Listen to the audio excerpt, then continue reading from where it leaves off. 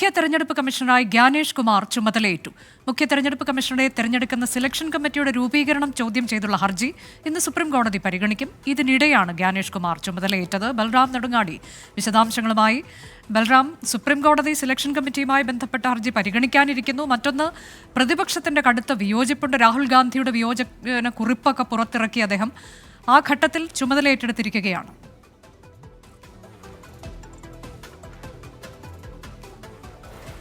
അനുജ, തിങ്കളാഴ്ച ചേർന്ന selection committee യോഗത്തിലാണ് ഗ്യാനേഷ് കുമാറിനെ പുതിയ മുഖ്യ തെരഞ്ഞെടുപ്പ് കമ്മീഷണറായി തെരഞ്ഞെടുത്തത്. പ്രധാനമന്ത്രിയുടെ അധ്യക്ഷതയിൽ ചേർന്ന യോഗത്തിൽ രാഹുൽ ഗാന്ധി പങ്കെടുത്ത് തന്റെ വിയോജിപ്പ് ഒരു കുറിപ്പിലൂടെ തന്നെ രേഖപ്പെടുത്തിയിട്ടുണ്ട്. സുപ്രീം കോടതി ഈ വിഷയം പരിഗണിക്കാനിരിക്കെ ഇത്തരത്തിൽ ഒരു യോഗം നടത്തി പുതിയ മുഖ്യ തെരഞ്ഞെടുപ്പ് കമ്മീഷണറെ തെരഞ്ഞെടുക്കരുത് എന്നാണ് അദ്ദേഹം ചൂണ്ടിക്കാണിച്ചത്. ഇത് ഭരണഘടനാ വിരുദ്ധമാണ്, ഈ നടപടി സുപ്രീം കോടതിയുടെ ഉത്തരവിന് വിരുദ്ധമാണ് എന്ന കാര്യങ്ങളെല്ലാം തന്നെ അദ്ദേഹം ചൂണ്ടിക്കാണിച്ചിരുന്നു. എന്നാൽ അന്ന് രാത്രി തന്നെ ഗ്യാനേഷ് കുമാറിനെ മുഖ്യ തെരഞ്ഞെടുപ്പ് കമ്മീഷണറായി തെരഞ്ഞെടുത്തുകൊണ്ടുള്ള വിജ്ഞാപനം കേന്ദ്ര സർക്കാർ പുറത്തിറക്കുകയും ഇന്ന് രാവിലെ രാഷ്ട്രപതി ഭവൻ അദ്ദേഹത്തിന്റെ നിയമന ഉത്തരവ് പുറത്തിറക്കുകയും ചെയ്തിരുന്നു. നിയമന ഉത്തരവ് പുറത്തിറങ്ങി നിമിഷങ്ങൾക്കകമാണ് ഗ്യാനേഷ് കുമാർ കേന്ദ്ര തെരഞ്ഞെടുപ്പ്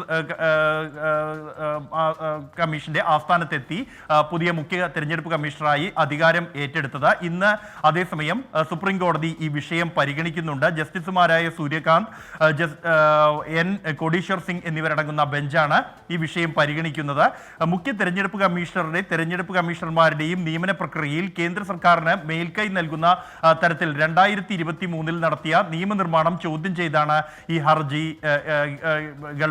സുപ്രീം കോടതിയിൽ സമർപ്പിച്ചിരിക്കുന്നത്. നേരത്തെ ഈ ഹർജി പരിഗണിക്കുന്ന ഘട്ടത്തിൽ തന്നെ ഭരണഘടനയുടെ ആർട്ടിക്കിൾ 141 പ്രകാരമുള്ള നിർബന്ധിത തീരുമാനങ്ങൾ പ്രഖ്യാപിക്കാനുള്ള സുപ്രീം കോടതിയുടെ അധികാരത്തെ ഒരു നിയമം വഴി പാർലമെന്റിന് മറികടക്കാൻ കഴിയുമോ എന്നതിനെ ആശ്രയിച്ചിരിക്കും എന്ന സൂര്യകാന്ത് നിരീക്ഷണം നടത്തിയിരുന്നു. ഇത്തരത്തിൽ സുപ്രീം കോടതിയുടെ ഒരു ഉത്തരവിനെ ഒരു നിയമനിർമ്മാണത്തിലൂടെ മറികടക്കാൻ കഴിയുമോ എന്ന പ്രസക്തമായ ഒരു ചോദ്യമാണ് ഈ ഹർജികളിലൂടെ സുപ്രീം കോടതിക്ക് മുന്നിലുള്ളത്. ഇന്ന് സുപ്രീം കോടതിയിൽ ഇതുമായി ബന്ധപ്പെട്ട് നടക്കുന്ന വാദപ്രതിവാദങ്ങൾ ഏറെ നിർണായകമാകും.